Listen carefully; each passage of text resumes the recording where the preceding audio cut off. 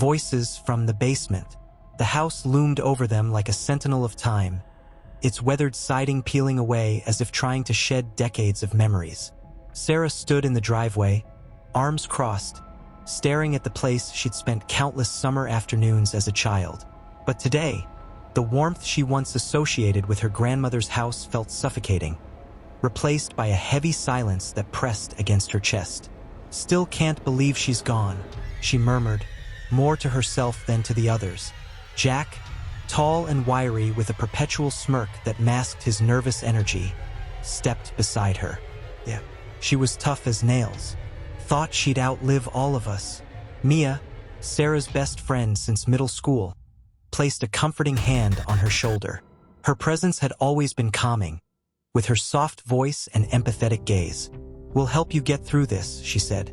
Cole, the group's resident jokester, leaned against his beat-up truck, flicking a lighter open and shut in rapid succession. "Cleaning out an old lady's house? Not exactly how I wanted to spend my weekend," he quipped, though his tone lacked its usual bite. "Hey," Rebecca snapped, glaring at him. Her sharp tongue and no-nonsense demeanor often kept the group in line. "Show some respect." Sarah managed a weak smile. "Thanks for being here, guys. There's a lot of stuff and Mom can't handle it alone." Her mother had been inconsolable since the funeral, leaving Sarah to shoulder the responsibility of clearing out the house. They entered through the back door, which creaked on its rusted hinges. The scent of mothballs and dust filled the air, mixed with something faintly sweet, like lilacs. Sarah's grandmother had loved lilacs. The kitchen looked frozen in time, its yellowed wallpaper peeling at the edges. Sarah paused by the table, running her fingers over the grooves in the wood where her grandmother's sewing machine had once soldered. "I thought this would feel nostalgic," she said, "but it just feels empty." Jack clapped her on the back, perhaps a little too hard. "Then let's make it less empty. Where do we start?" Sarah led them to the basement door. "Mom said most of the stuff is down here." Rebecca wrinkled her nose. "Basements are always creepy. Why couldn't your grandma hoard stuff in the attic like normal old people?" Cole smirked. "Maybe she kept her zombie army down there." "Not funny," Sarah said, rolling her eyes. She flipped the light switch, but nothing happened. "Great. Bulbs out." Jack pulled out his phone and turned on the flashlight. "Lead the way, fearless leader." The wooden stairs groaned under their weight as they descended. The basement smelled even mustier than the rest of the house, with a damp chill that made Sarah shiver. Shelves lined the walls, crammed with old mason jars, books, and boxes labeled in her grandmother's meticulous handwriting. They worked in relative silence for a while, shifting boxes and sorting through items to keep, donate, or toss. It was Jack who found it. "Hey, check this out." His voice echoed in the stillness. Sarah turned to see him holding a wooden box. The edges were blackened as if it had been burned, and strange symbols were carved into the lid. He flipped the latch and opened it to reveal the Ouija board inside, the letters and numbers etched deeply into the wood.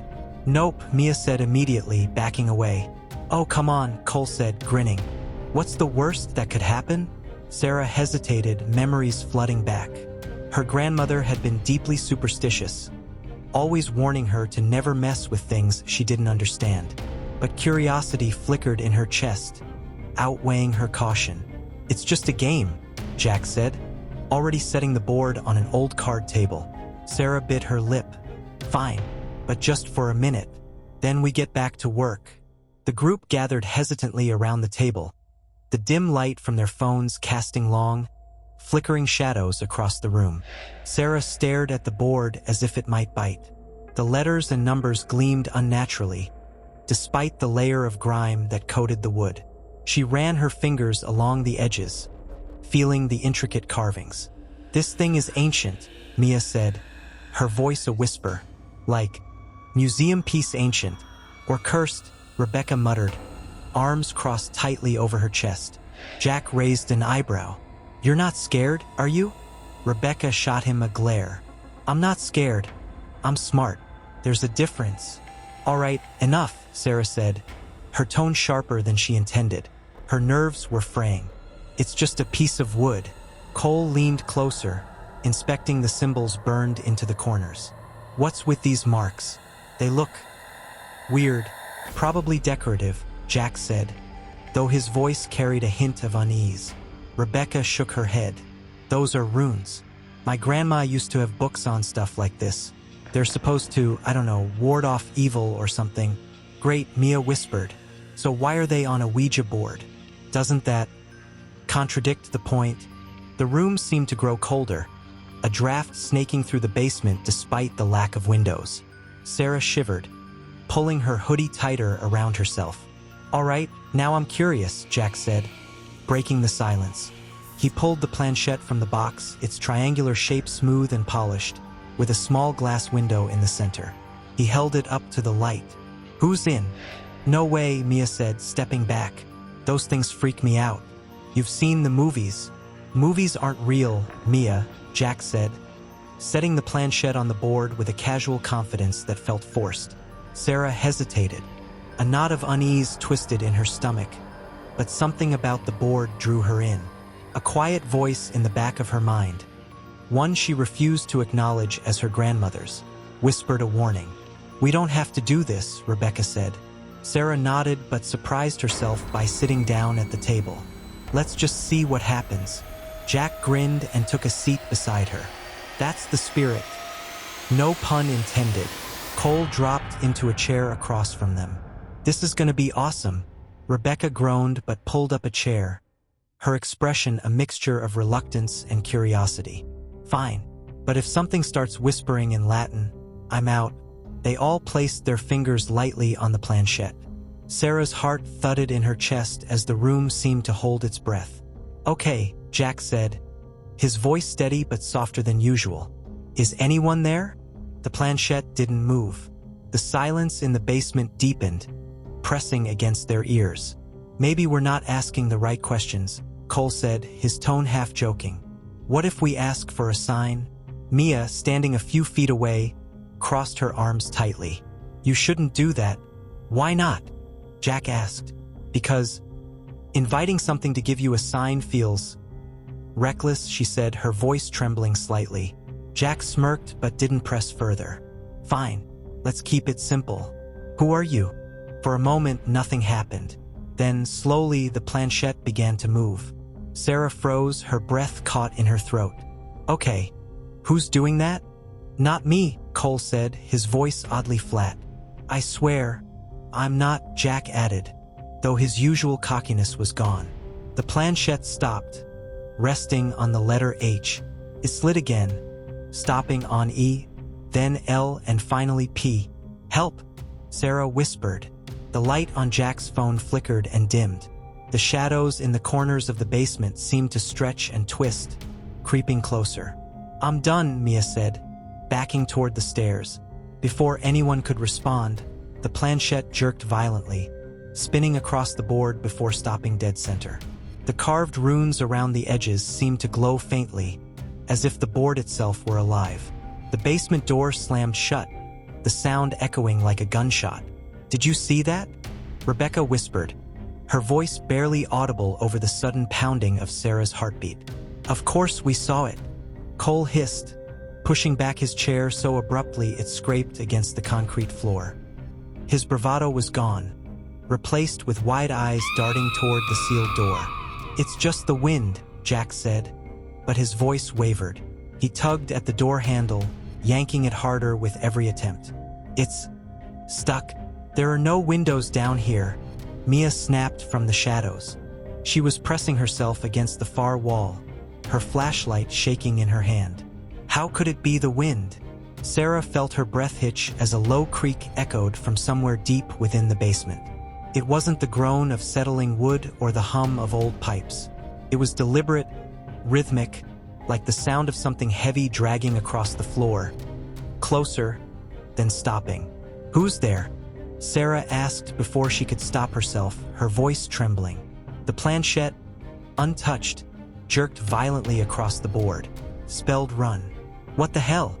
Rebecca whispered, her knuckles white as she gripped the edge of the table. I'm done, Cole said, backing toward the stairs. This isn't funny anymore. No one's laughing, Mia said, clutching her phone like a lifeline. The dragging noise started again, louder this time, accompanied by the faint sound of whispering. It came from every corner, bouncing off the walls in a language none of them could understand. "Turn on more lights," Jack said, his voice cracking. "There aren't any," Sarah snapped, fumbling for her phone. Her flashlight beam wavered, catching glimpses of the basement. The dust-covered shelves, the broken jars, the Ouija board glowing faintly on the table. And then, something else. In the farthest corner, the shadows seemed to shift unnaturally, pooling together like ink spilling across a page. For a moment, Sarah thought she saw the outline of a figure. Too tall, its limbs unnaturally long and spindly, its head cocked at an impossible angle. "There's something there," Sarah breathed. "Shut up," Cole hissed, pulling at the door again. "Look," she insisted, her flashlight trembling as she aimed it toward the corner. But the beam revealed nothing, just cobwebs and dusty concrete. Jack turned back to the board. "This has to be a prank. It has to be." The planchette slammed against the table, cracking the wood. The lights on their phones flickered in unison, plunging them into brief but total darkness. When the lights stabilized, the board was different. The letters and numbers were gone, replaced with symbols none of them recognized. The runes carved into the edges pulsed like a heartbeat, faintly glowing red. "Put it back in the box," Rebecca said, her voice rising with panic. "Yeah, no kidding," Jack said, scooping up the pieces with trembling hands. But when he tried to close the lid, it wouldn't shut. "I think it's too late for that," Mia whispered, her gaze locked on the shadows pooling behind Sarah. Sarah turned slowly, dread coiling in her stomach. The figure was back, closer now, its head tilting back and forth as if trying to understand her. And then it smiled.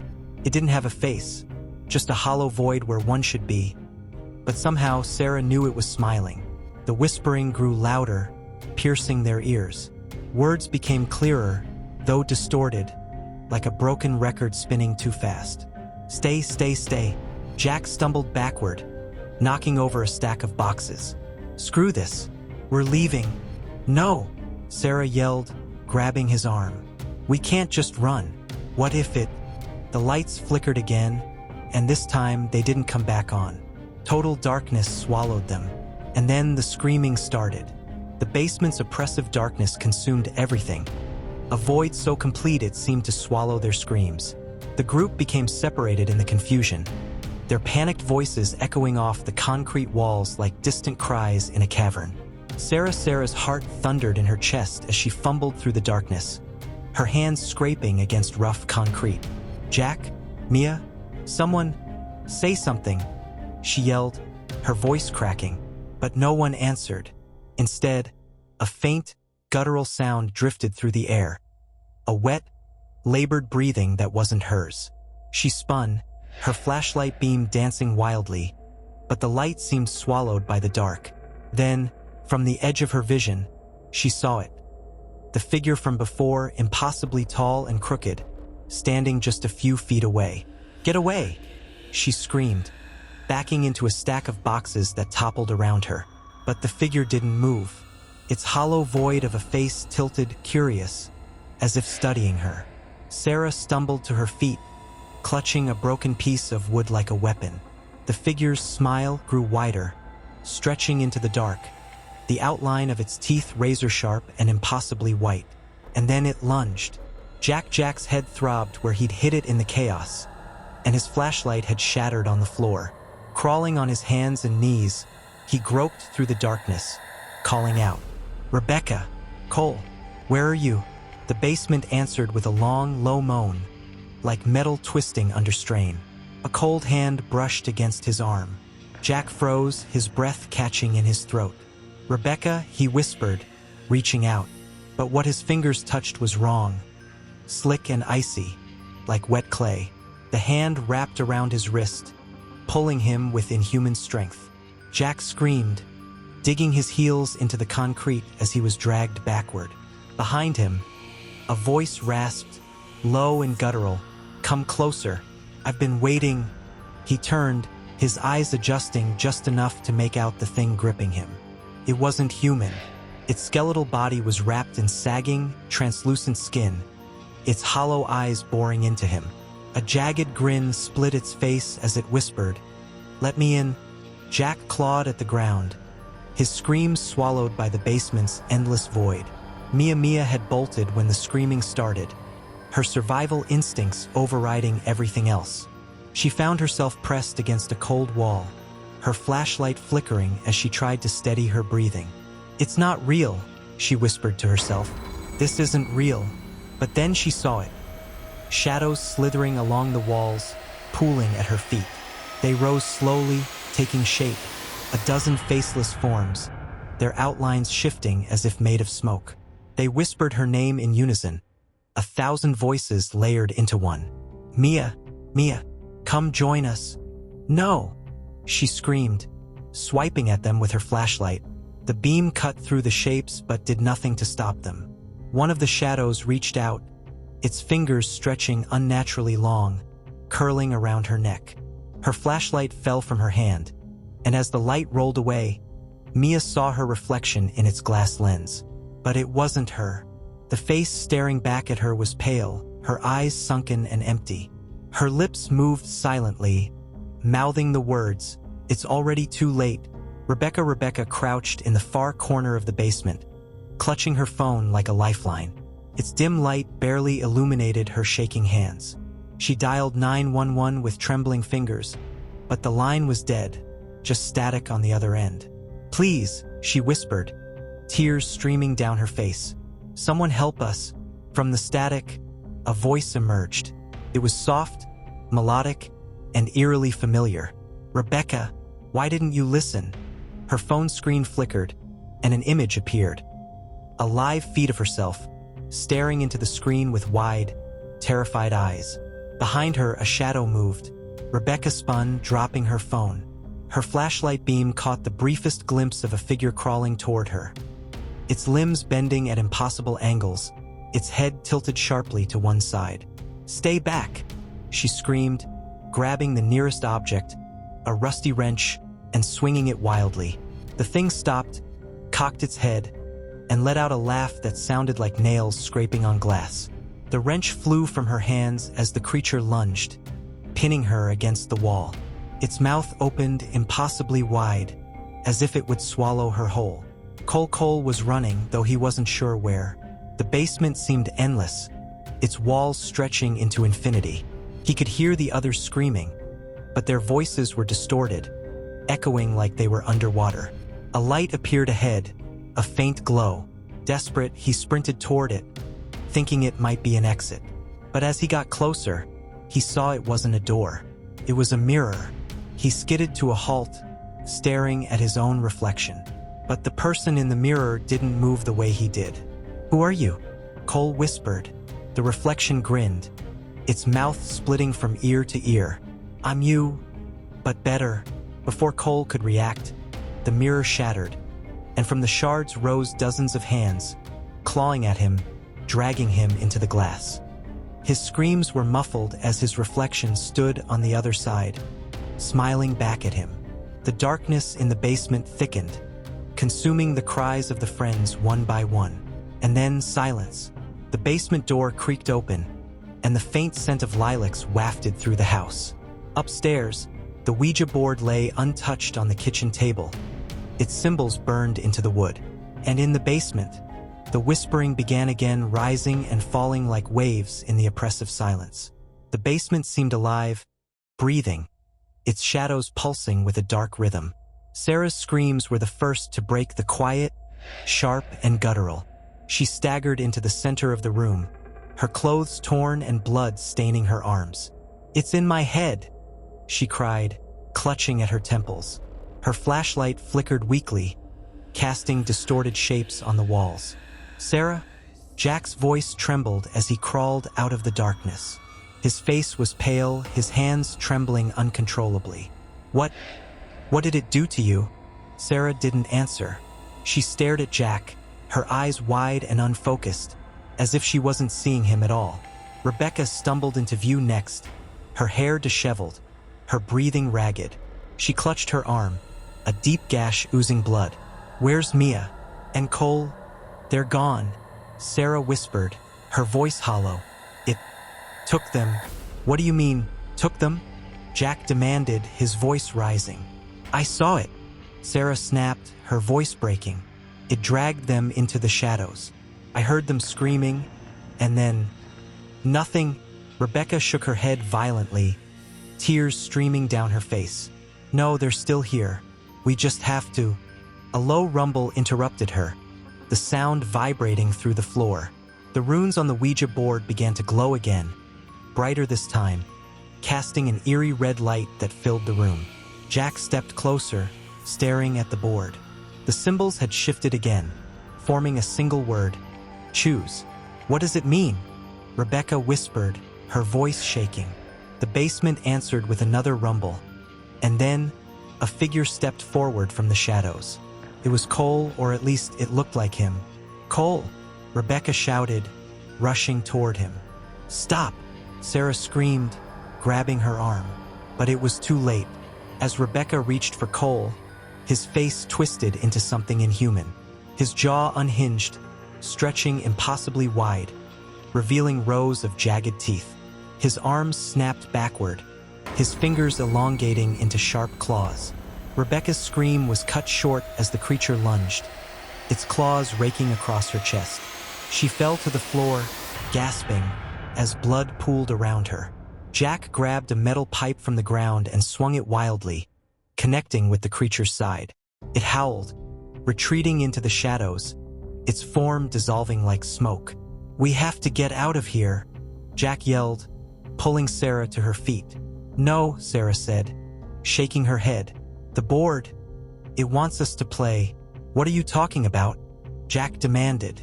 "Choose," Sarah said, pointing to the glowing word. "It's giving us a choice. One of us stays, or we all die." Jack stared at her, his face pale. "That's insane." The shadows around them began to shift, coalescing into figures that circled them like predators. Their whispers grew louder, their distorted voices chanting, "Choose, choose, choose." Sarah grabbed the board, her hands trembling. "It's the only way," she said, tears streaming down her face. "Sarah, no!" Jack shouted, but she ignored him. She placed her hands on the planchette, and it began to move, spelling out her name. "No!" Jack yelled, grabbing her arm. "We'll find another way." "There is no other way," Sarah screamed, pulling away. "Don't you get it? This isn't a game. It never was." The shadows closed in, their whispers rising to a deafening roar. Sarah looked at Jack one last time, her eyes filled with tears. "Take care of Rebecca," she whispered. Before Jack could stop her, Sarah pressed the planchette to the final rune. The shadows surged forward, enveloping her completely. Her scream echoed through the basement before fading into silence. The red light from the board dimmed, and the oppressive atmosphere lifted.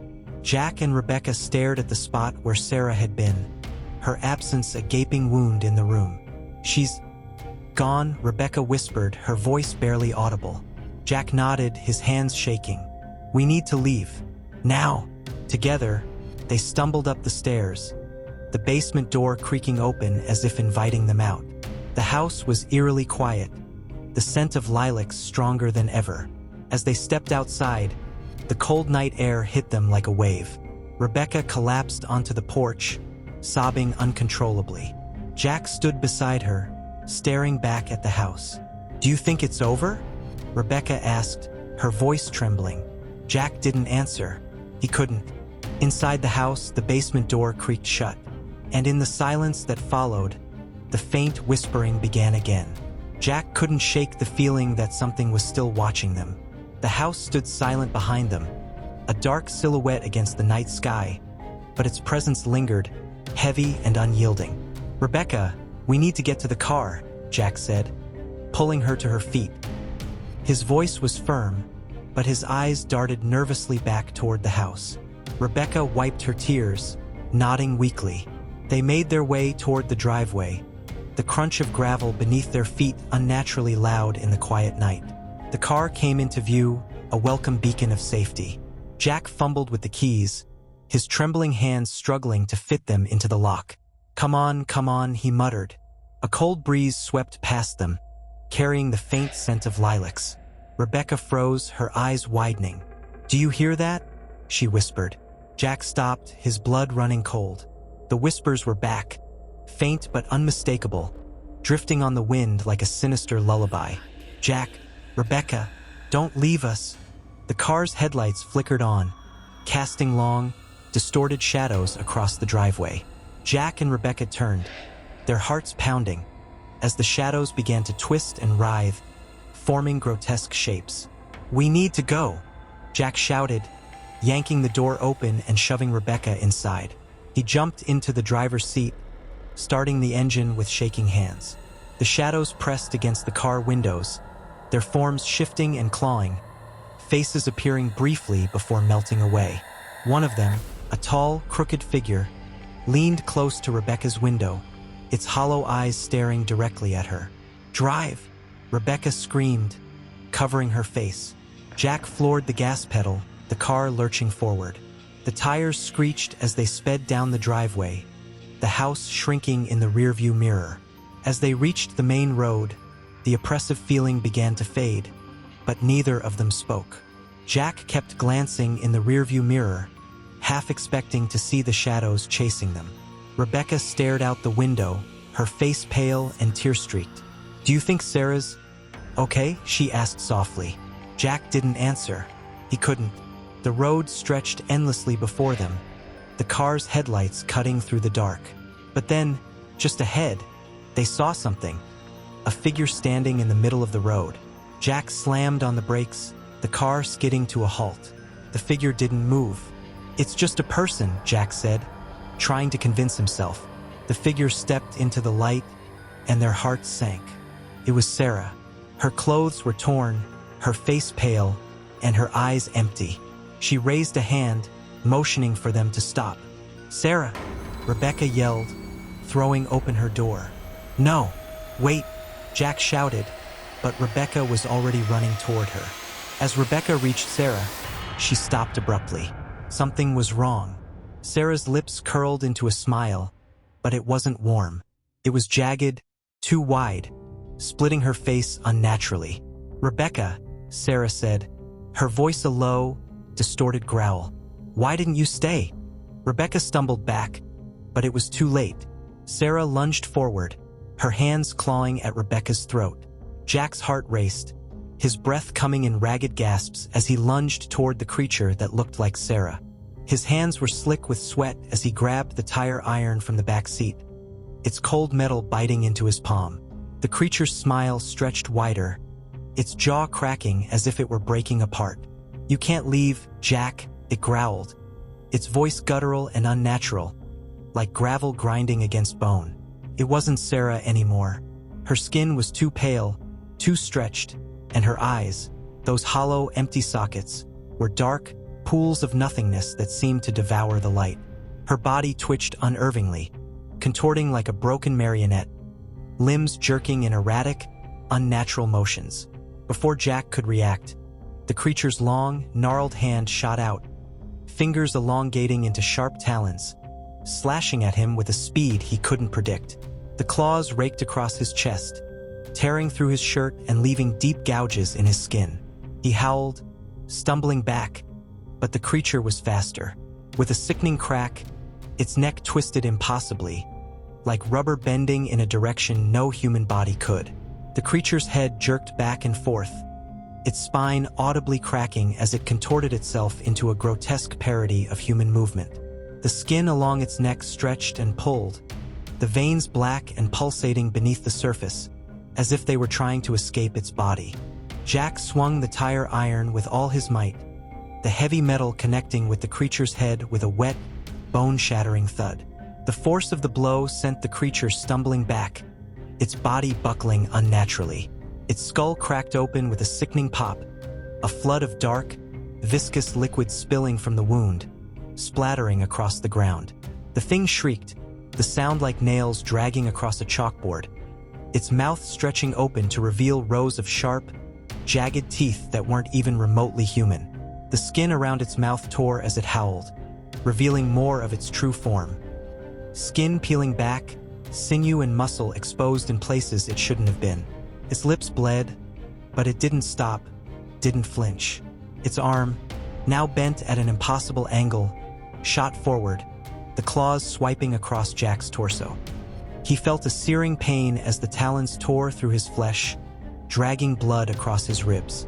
The creature hissed again, its body jerking like a marionette caught in a storm of unseen strings. The wound in its head, though deep and grotesque, seemed to heal instantly, skin knitting back together with a sickening, sticky noise. Jack gritted his teeth, his head swimming with pain. He swung again, this time at the creature's neck. The blow landed hard, but instead of severing its head, the creature's neck split open in a jagged, gory tear, like a bag of meat being ripped apart. Blood, or something darker, more viscous, poured from the wound, splattering across Jack's face and chest.